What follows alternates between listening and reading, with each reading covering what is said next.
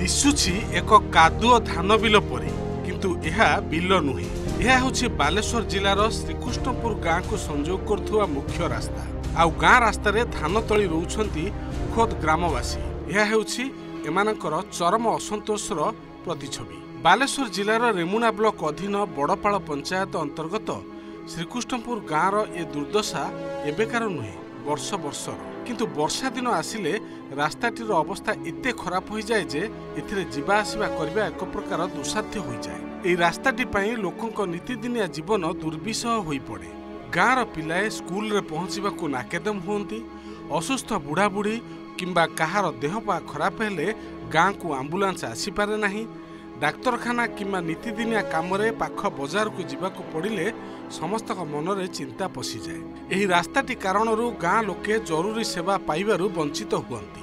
गाँ लोक माने जे ए विषय रे प्रशासन को कहि नांती किंबा जणै नांती ता नुहे।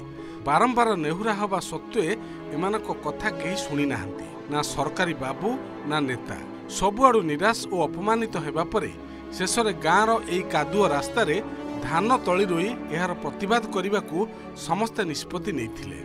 मुख्य उद्देश्य थिला समस्याटी को समस्त दृष्टि को आनिबा। एठी प्रश्न उठुछि गाँर विकास पाई केंद्र और राज्य सरकार करथिबा कोटी कोटी टंकार योजना तेबे कहा पाई? श्रीकृष्णपुर गाँर लोक माने की दोष करिसंती? एमाने कोन निर्वाचन रे भोट देउनांती?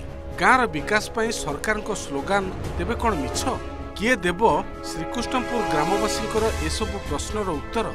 Bureau report, OTV.